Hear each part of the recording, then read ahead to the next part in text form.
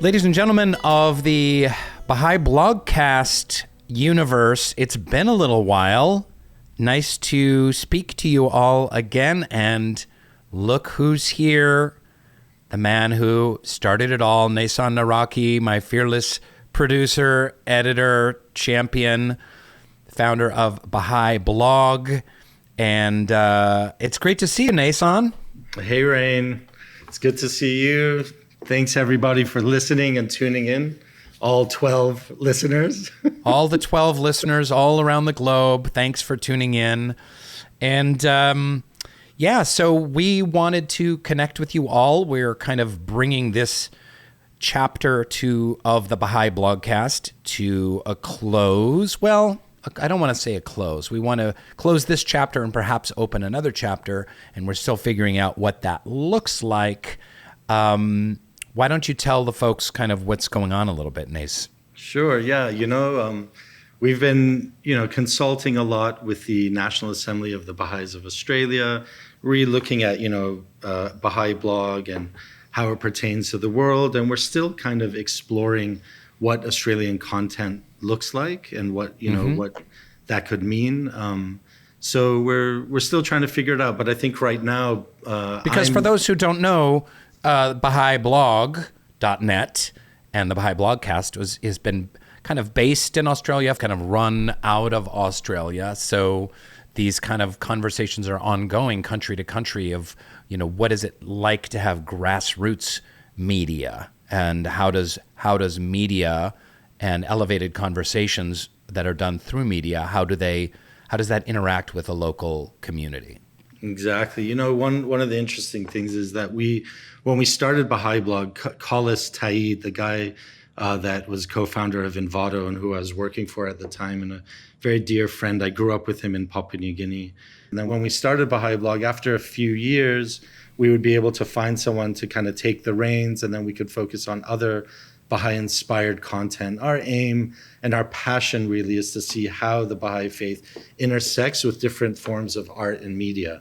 And that's kind of been what we've been trying to do for all of these years. And 12 years later, we're still doing Baha'i Blog, and we hope to continue to do Baha'i Blog.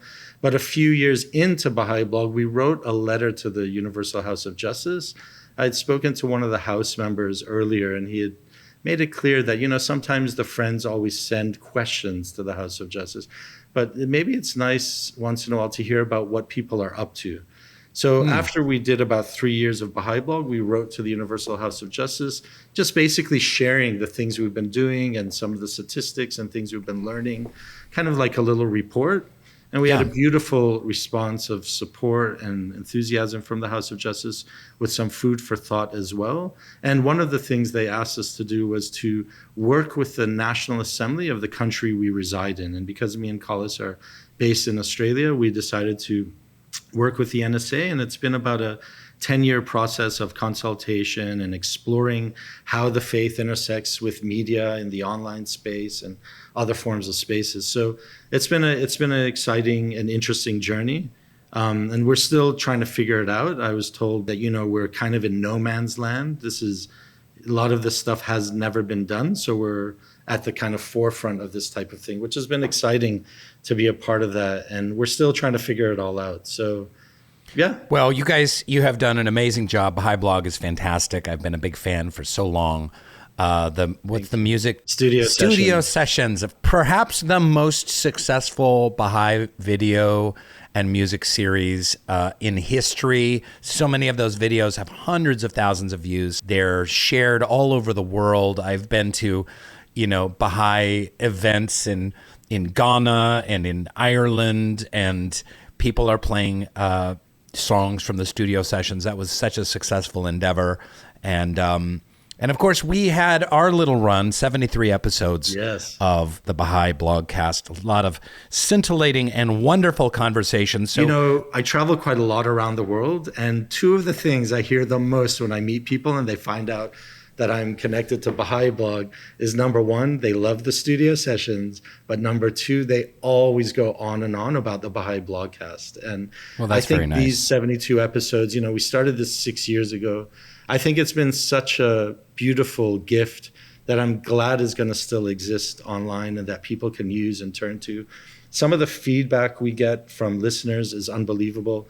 And one of the questions actually I do get when I travel is there really only 12 people listening to the Baha'i Blogcast? But I have to tell people, no, Rainn's just joking. We actually have thousands of listeners, and we have some beautiful, beautiful comments and feedback and emails from listeners all over the world who have made it explicitly clear how much the podcast has accompanied them in their journey, in their personal lives, and even in community life. So I really want to, say thank you, Rainn, for being a part of this. And, maybe I can also share quickly, when I was visiting my mom in Canberra, Australia. This is like 6 years ago. And I was sitting at my laptop and I wrote down like a podcast about the Baha'i Faith. We can have a different host. What do we do? And literally I get a text from you on WhatsApp saying, hey, we should start a podcast about the Baha'i Faith, interviewing individuals, and let's call it Baha'i Blogcast. And I just remember telling my mom, this is unbelievable. The synchronicity or the, connection of the hearts and the minds was beautiful. And that began the beautiful Baha'i Blogcast, That's great to hear. And obviously couldn't have done it without you. And we've made a great team. And I'm glad it's resonated with people. And there's, these 72, 73 episodes we've done. My goal at the beginning was to do this podcast as a service to young people, and especially to young Baha'is that might be struggling or looking for their way, to talk to Baha'is who have an intersection of their faith and their work in a kind of positive, proactive, service-oriented way. So we've heard from, Baha'i professors, Baha'i authors, historians, entertainers, people in show business, musicians, also Baha'i people who work with nonprofits. So that even had a night of Baha'u'llah as well. Like that's historical. Yeah, Sean Hinton. Yeah. So I'm hoping that if there's a young Baha'i in their 20s and they weren't sure which direction to go in life, that they could listen to a couple dozen of these and just get all kinds of ideas and inspiration of what is possible to kind of live a life of service and a life of faith that also interacts with the outside world. So it's not just about doing service in your community for your assembly or your ATC or what have you, or your region, your cluster. It's about expanding that to really interact and intersect with the outside world. So that has been very successful and fun. I've benefited. I've gotten to have so many great conversations with so many fascinating folks over the years that have really, really inspired me. But I guess for me, the thing that I'll take away from the Baha'i Blogcast, and again, folks who are listening, we are going to figure out some way to try and continue this and continue to have conversations with Baha'is. We're not sure where that looks like, where it would be hosted, but continue to keep your subscription here because it'll probably feed into this into your podcast subscription. But the thing that really resonated with me is for a lot of Baha'i pioneers I heard from, that this podcast connected them to the greater Baha'i world. You have people that have been pioneering for 20, 30, 50 years, in some cases in Bolivia or the Congo or wherever, and that they're able to download these podcasts and listen to Baha'is all over the world and what they're up to. And it made them feel part of a world community in a way. And I never really thought of it as a service to those lonely pioneers out, on the borders of, fighting the good fight for the cause. Yeah, there was a Native American gentleman who emailed us basically saying, I live on a Native American reservation. I've been here for a very long time, and I'm a little bit isolated. And thank you for this service. It really brought them, they felt connected to the rest of the Baha'i world. And that was near the early days of the Baha'i Blogcast. And I was so moved by that. And I remember thinking, yeah, this is good. This is helping people. And That's great to hear. And Naysan, this is a new chapter for you as well. You're back in the United States and hoping to continue to work in media with a new endeavor. Do you want to tell us about it? that's right. Yeah. So, Collis and I have joined forces again, and basically I've hand over the reins to Collis and Sanjel and a few of the friends that are helping with Baha'i Blog, and I've moved to the States to see if I can try and start a film company. There's a lot of projects that I've wanted to do over the years. My background or strength is more in documentaries, so I'm hoping to start with that. But these are commercial documentaries that, hopefully we can try and sell to Netflix and the like, but, not Baha'i specific. But obviously I'm a Baha'i, so I'm going to be inspired by the teachings of the faith and the principles of the faith. So I want to do meaningful content, You've been up to a lot. I don't know how you are able to manage everything either. I'm always impressed with how many different things you've been juggling, and you do other podcasts, you write books, you're acting all the time, and you're always helping other people with their projects. And you've been up to some interesting stuff right now as well. I'd love to hear about what you've done. You've just written a new book. Yeah, and that's really why I wanted to, dear listeners, Naysan and I wanted to have this conversation to kind of close the loop a little bit on the Baha'i Blogcast, although it may continue in some way, shape, or form moving forward. But also, and say thank you to you, dear listeners, and kind of reflect back on what we learned, what we saw. But also, I really wanted to let the Baha'i Blogcast fans, all 24 of you, know about this new book that I've written called Soul Boom, Why We Need a Spiritual Revolution. I love There it. you have it. And this was kind of my COVID project, Naysan, and I started it about 3.5 years ago. I really worked hard on it. I kind of put into it everything I kind of know. It's funny, I gave a fireside the other day and I just was like, I'm just going to read from my book because I don't have anything else. Like everything, all of my thoughts about God and life and the meaning of life, consciousness, the soul, life after death, why we're here, social transformation, making ourselves better people, the purpose of religion, they're all in the book. There's nothing else. If you were going to ask me to speak on something else, I got zip. I've got nothing. It's all on these pages. So this has been a really difficult endeavor and really exciting at the same time. And I can't wait for the world to interact with this book. You work on a book. Those of you who have written before know what I'm talking about. It's an incredibly private endeavor, and you're just kind of alone with your computer screen, and an hour after hour goes by, and then finally people are getting to read it and interact with it and respond, and that's I'm really, really excited for that next chapter. I've started reading it and I absolutely love it, and I feel like, one, I don't know how you have the time to do all these things, because like you said, writing a book is no small task, but also I love how open and honest you are in all of your types of work, even on the podcast. That's one of the beautiful things I think about Baha'i Blogcast is there's always authentic conversation. And in your book, you really, you talk about a lot of things, but you can see the sincerity coming through. And you have a lot of really cool analogies as well, which I know you commented on in the book a little bit. But what was for you personally, what was the reason? Why did you feel this book was important for you to write?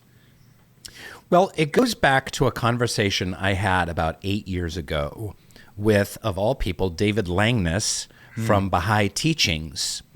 And I was thinking about writing some things. There was a documentary I was trying to get going at the time called The Notorious God, and it was kind of a humorous take on God and what God looked like in the modern world. Like, we all know that God isn't some old white man with a beard on a cloud looking down on us and judging who's naughty and who's nice. We all know that, and Bahais certainly know that, and people of other faiths all know that as well. So what does God look like, and why are we not having this conversation?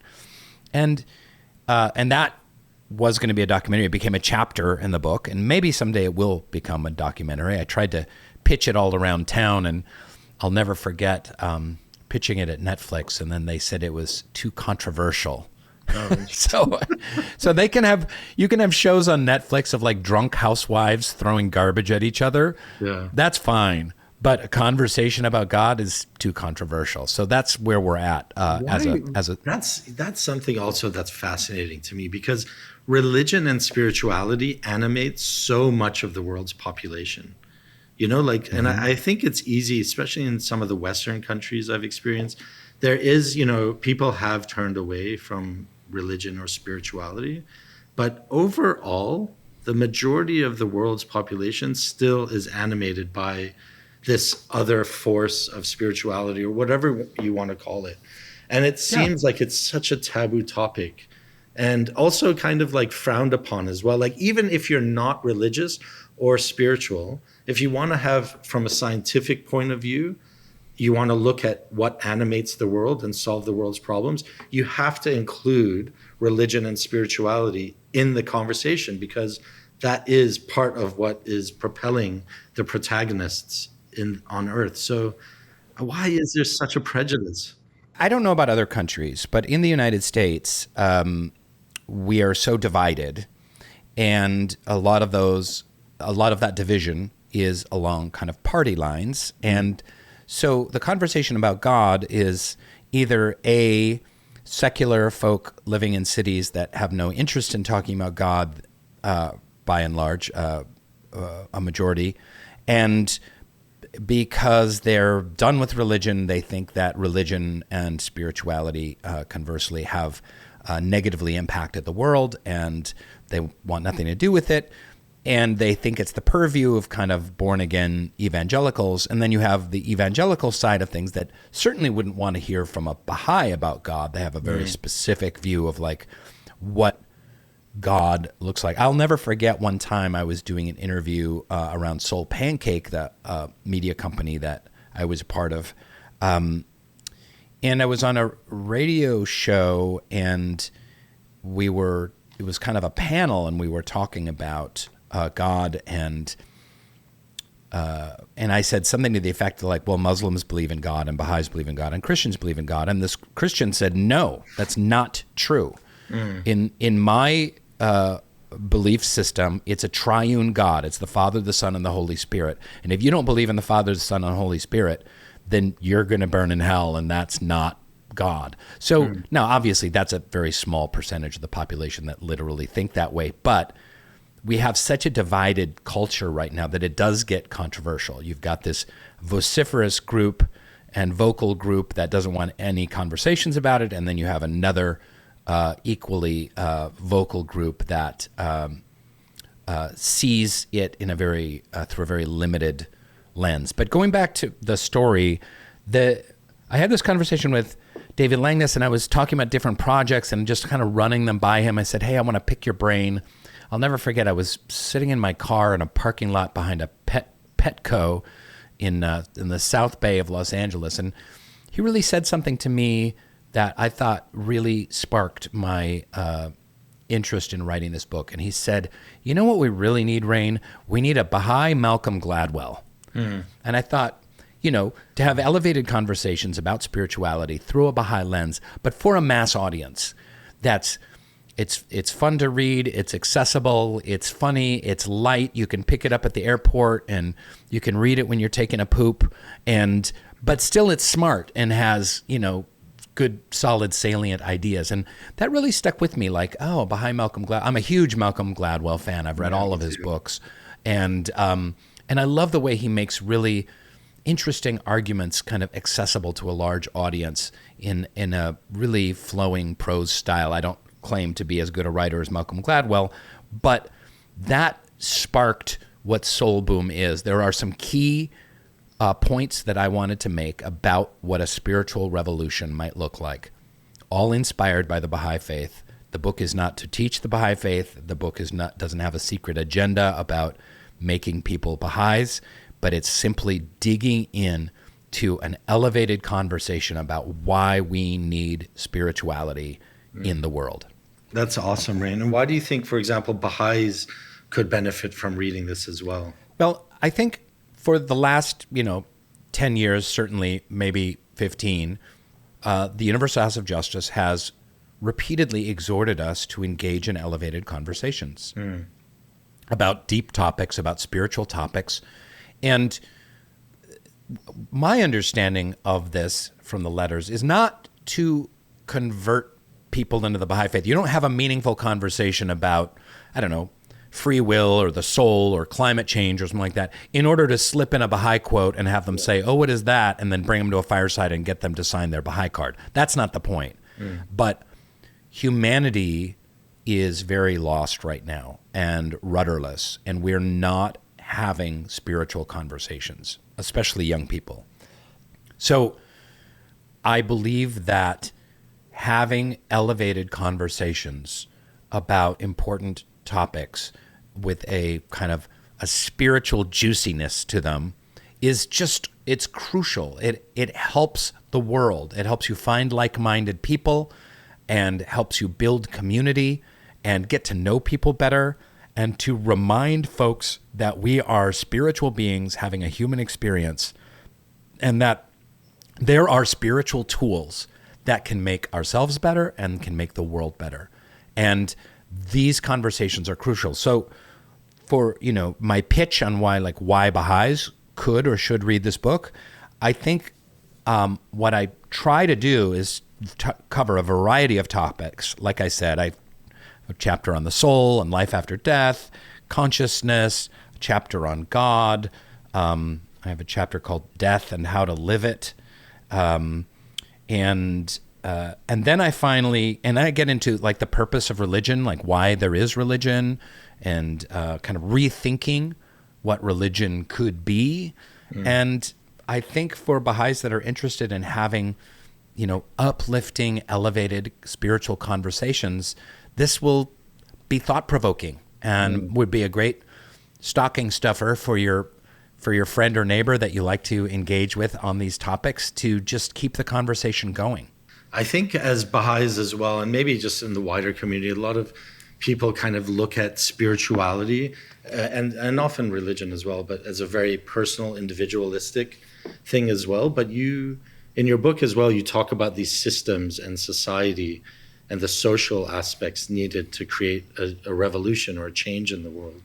And I think that's something that a lot of us kind of, we look at change of these big kind of picture issues like the environment or other aspects of society, but we don't look at how can spirituality or religion actually be a animating part of helping to create that change. And maybe that's also because, there is this kind of, separation a little bit of religion from the equation. Yeah, I thank you for bringing that up, because I think it's a really important thing for folks to understand, which is that in the secular West, anyone who engages in spirituality, quote unquote spirituality, is usually for some kind of self-help purpose. It's usually, not all the time, usually to increase serenity and decrease anxiety. So this is a personal spiritual journey they find at a yoga class or on an Instagram feed or a meditation practice. Certain, podcasters or authors like Eckhart Tolle and people like that have wonderful spiritual teachings that help ground you and make your life better. And there's nothing wrong with that.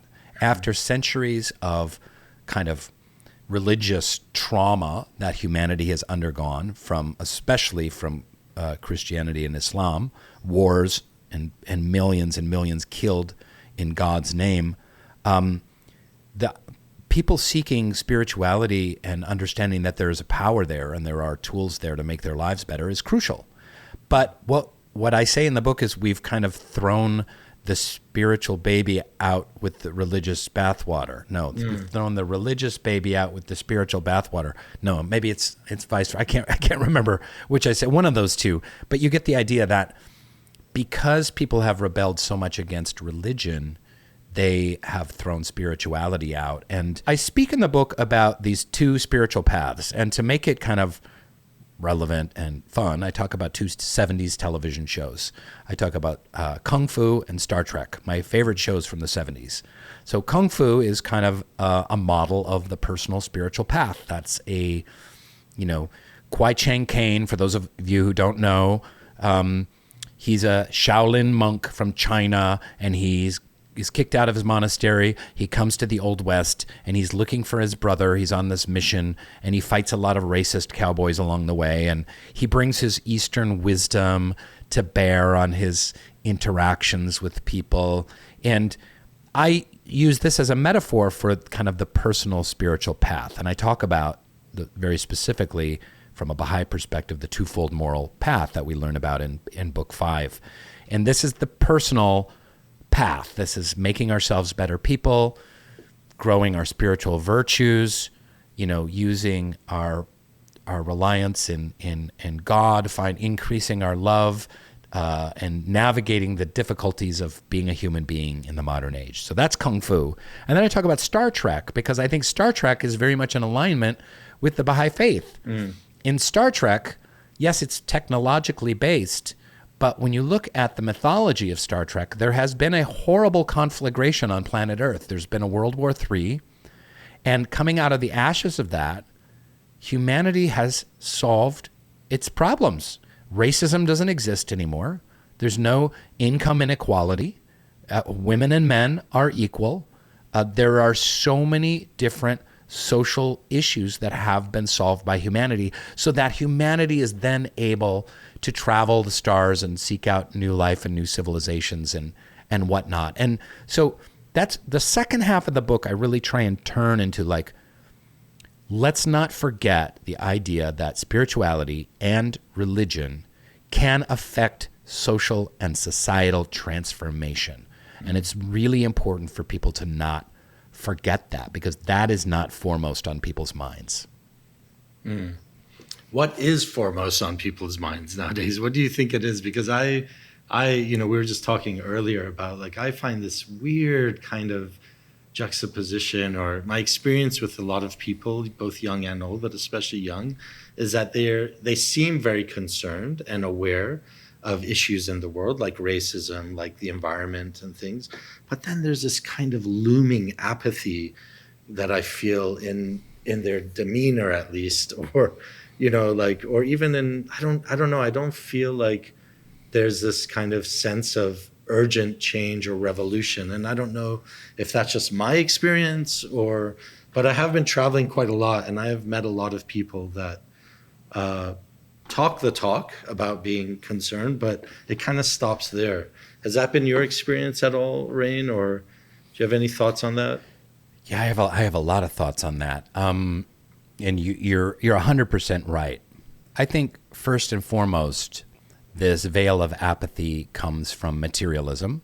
And if folks think that the meaning of life is to seek comfort and accrue stuff, that can make you very apathetic. And you can recognize that there's injustice in the world, but essentially you're just trying to make some extra money so you can have some nicer stuff and live a more comfortable life. So, and there's countless quotes in the Baha'i Faith about the veil that materialism creates between man and his soul. Number two, we're in the midst of one of the worst epidemics in human history, and I'm not talking about COVID. I'm talking about the mental health epidemic with young people. And one of the symptoms of this mental health epidemic, and for those, I've spoken about it a lot on this podcast, but it's something I highly encourage all my Baha'i brothers and sisters to investigate. Suicidal ideation, depression, anxiety, loneliness, alienation are through the roof in every measurable statistical category.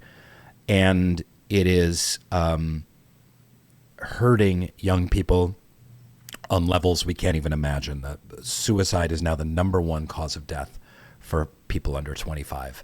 It's brutal. I could go on and on about the mental health epidemic, but part of the mental health epidemic is a symptom of apathy, where you feel like you can't make a difference. That's what's so beautiful about the Junior Youth Spiritual Empowerment Program and that series of books is training young people 11 to 15, like, you can make a difference. You are noble beings, you are powerful beings, and you can affect change in your community. So part of it goes with climate change, right? One of the biggest issues around climate change is climate anxiety. People are afraid and pessimistic about the future. And so when we have elevated conversations about spiritual topics, one of the things that we are offering people is hope. To say that, hey, we are spiritual beings having a human experience. The end of your physical life is not the end of your experience of being a child of God. You have infinite worlds of experience awaiting us and our consciousness, whatever that might look like, after this physical life is done. And the other one is that there are spiritual tools that we can use to affect change and transformation in the world. And that is hope. That is a tool of hope that we can give young people to combat this apathy that you're talking about. Yeah, that's great, Rainn. So I guess, this kind of leads onto one of my questions as well, is like, so what do you hope people will walk away with once they've read your book, for example? Well, I just want to provoke conversation. I just want to provoke discussion about spiritual topics. I have a chapter about going on Baha'i pilgrimage and about looking for the sacred, and how is it that I experienced sacredness and holiness on this trip, and then I come back home and I find so little that is sacred or holy in my life, in my daily life, in my house, in my daily interactions. So that's just, I don't come to that chapter, I don't end that chapter with any answers. It's just, again, to provoke a conversation about sacredness. So, which I think is an important conversation for folks to have. But ultimately, the last couple of chapters is when I really let it rip. And apologies to Michael Carlberg. I was very influenced by his book, Beyond the Culture of Contest, and many other Baha'i authors that have kind of worked in this field about what does grassroots social change really look like. And humanity right now is in an age of Band-Aids. There's racism, let's pass another law that, ends police systematic racism. Guess what? That doesn't fix it. There's sexism, let's make sure that all boards, corporate boards have 40%, women on them. That's not going to fix it, right? Income inequality, let's raise taxes on the rich and create some more social programs in the inner city. That's not going to fix it. Now, all of those legislative answers might be important, and I'm not saying we don't do them, but they're not an end in and of themselves. It's a much, as we know as Baha'is, it's a much deeper and more profound transformation that we're talking about. So one of the final chapters here, and it's funny, it's called, Hey Kids, Let's Build the Perfect Religion. And in it, there's a lot of Baha'i ideas, but there's some others as well, where I talk about what works about religion. Let's look at what works. It centers service, it centers justice, it gives us practical spiritual tools, it has an emphasis on music and the arts, humility is important. I talk about potlucks. It goes on and on. And then I end the book with the 7 pillars of a spiritual revolution. So I really wanted there to be a takeaway for folks to say, here's some positive, proactive steps we can take to try and affect change. Rainn, that's awesome. Yeah, I can't wait to finish the book. I've loved reading it so far, and I really commend you on, this kind of contribution to the world. The fact that you are constantly trying to put these things forward and giving us food for thought as well. Like I can tell in the book, you're not trying to tell people what to think, but these are very personal reflections of your kind of experiences and your thoughts. And I personally really appreciate that. And I really have loved so far what I've read. So thanks, Rainn. And Thanks, man. I'm Thank excited you. about what we might get up to in the future as well. But I know, like, even, editing the podcast, I was always, it takes quite a bit of time editing them, but I would often find myself during the edit, like just getting carried away with the conversation and listening to some of the points that, so many of our wonderful guests had. One of the things that came to mind, I guess, while we were speaking about like the state of the world and the individual, in one of the interviews, this has always stuck with me. You interviewed Michael Penn, the beautiful, wonderful Michael Penn, a gentleman who I absolutely adore. And in it, he said that human beings are the most powerful receptors. And, he's talking about like how sensitive we are to everything around us. And it was in conjunction with trauma, but also in conjunction with like, both positive and negative experiences and forces. And, some of the things you're saying about like the youth or where we're at, like the mental health crisis, that really resonates. I feel like we are really powerful human receptors, and it's so true. And I've been saying this a lot, but it's one of the things the book has allowed me, and I'm getting ready to go on this kind of massive book tour with readings and interviews and lots of podcasts and talk shows and whatnot to promote it. It's my favorite thing in the world is to just talk about how we're spiritual beings. I don't know a whole lot in this world, but there's one thing I know, that we're spiritual beings, and we're just happen to be in our meat suits for 80 or 90 or 100 years if we're lucky, and then we continue our journey. And as long as we can remind people about that, then we can allow them to be incredible receptors, because I've seen it happen, especially with young people. That's when their eyes open and brighten and their hearts open and lighten, is when they're reminded that they're precious spiritual beings, that they have in them the divine spark. God is in every heart, and that opens up conversations and allows people to be even greater receptors, in my mind. I feel that too, Rainn. And it also means that we also have to be so aware of the impact we can have on others as well. And that's something I also, as this being our last podcast, I wanted to say, Rainn, one of the things I've admired so much about you over the years is how much you're willing to help people. In all, I think when we first met, we were at a summer school in Texas, and I think we were washing the dishes together, maybe, or something. And I've just always been impressed with how willing you are to roll up your sleeves and be there for everyone and help so many different people follow their dreams. And you've helped me in so many ways. But honestly, Rainn, all right, that's I'm enough. That's enough of that.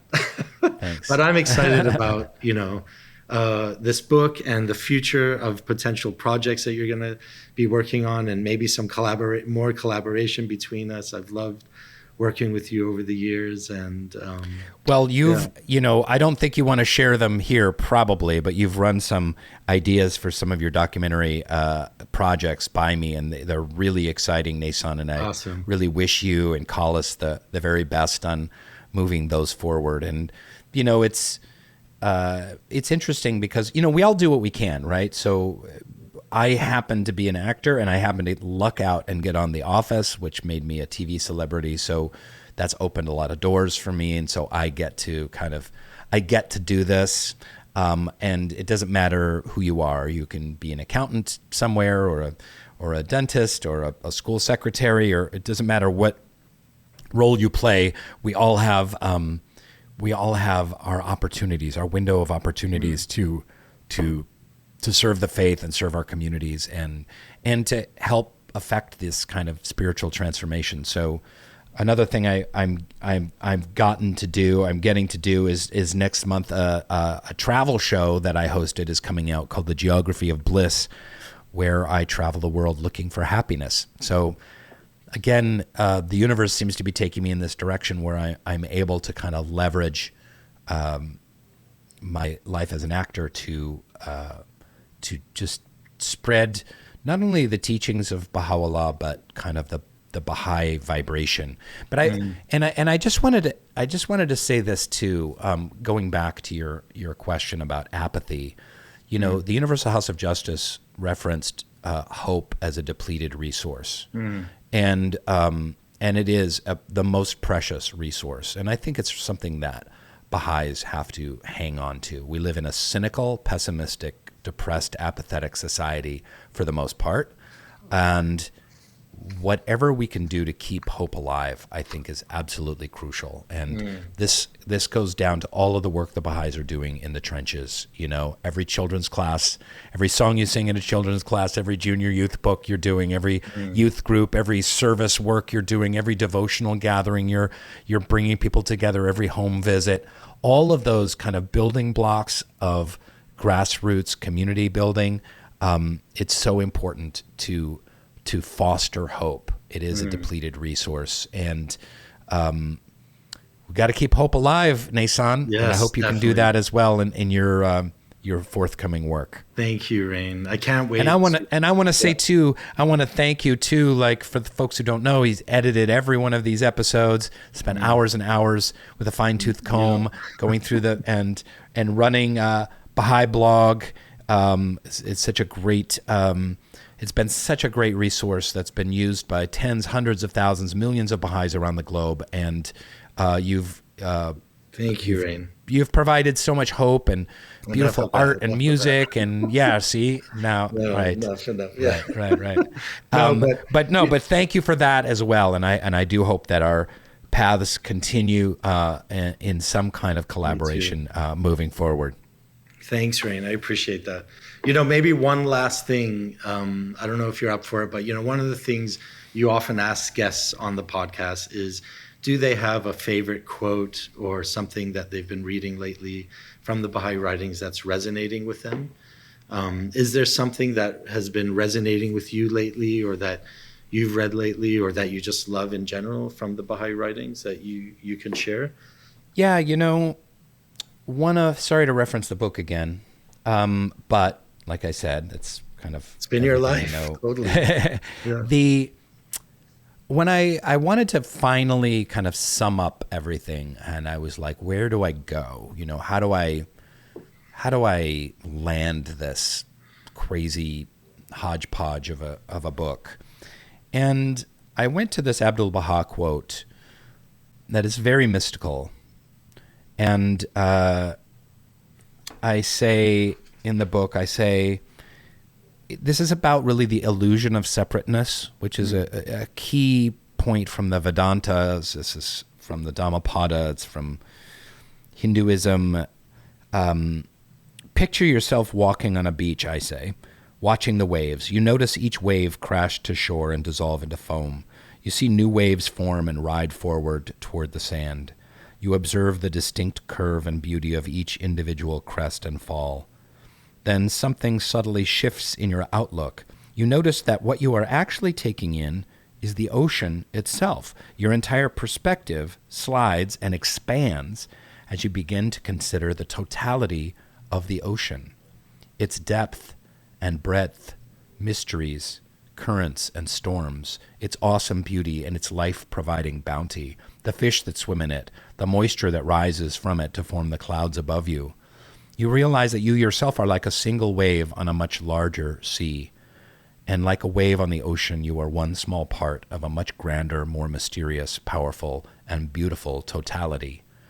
And then I quote Abdul Baha, "Your souls are as waves on the sea of the spirit. Although each individual is a distinct wave, the ocean is one. All are united in God. We must not consider the separate waves alone, but the entire sea. We should rise from the individual to the whole." And then I say, as we rise from the individual to the whole, our fate can ultimately be a hopeful one. And that's what I've been thinking about a lot recently, is this illusion of separateness, that we're individuals with our own individual worries and journeys, but we are all, you know, like you sing in Sunday morning Baha'i children's class, we are waves of one ocean, we are leaves of one tree, but there is a there's a mystical unity behind that we need to nudge humanity toward to truly transform. That's beautiful. What about you? What about you, Naysan? What's on your mind? Well, I mean, because I'm working on this, film company, and I've been really thinking so much about, when you've got limited hours in a day, limited days in a week, you want to make sure that the efforts you put in are meaningful and can actually help others. And this quote has been, kind of my mantra lately. It's basically, all effort and exertion put forth by man from the fullness of his heart is worship, if it is prompted by the highest motives and the will to do service to humanity. And I feel like, it's about having that, if you sincerely want to help others, it's a form of worship. Even if you don't accomplish it, the sincere act of trying and basically putting all effort towards that. And I've been really trying to make sure that the ideas I've got with these documentaries and all the effort I'm putting in is aligned with trying to help others in some way, shape, or form. So that's beautiful. I think yours was beautiful. No, that was really nice. That was really cool. Well, Naysan, this chapter is done, but there will be a new chapter with lots of interviews with great Bahais forward in whatever new iteration that is. But 73 episodes of Baha'i Blogcast has been a hoot. 73 incredible conversations. And dear dozens of listeners, thanks for tuning in to this episode and letting Naysan and I bring it around full circle. Yes, full circle. It's been a pleasure indeed. Naysan, thanks for everything. Thanks Rainn, for everything. Thanks for who you are. Thank you. Can't wait to see what our next chapter entails. And thank you, everyone, for all your support and listening. And thanks to everyone over the years who's helped out with Baha'i Blog as well and sent your feedback and your comments. And, feel free, don't stop listening. Feel free to send us your thoughts about different episodes as well. And yeah, really appreciate the journey. Wonderful. Wonderful. So long, everyone. Bye, everyone. Thanks for listening to Baha'i Blogcast. Hope you enjoyed the episode and the conversation. Check out more fun Baha'i stuff on BahaiBlog.net. Thank you so much, and good night.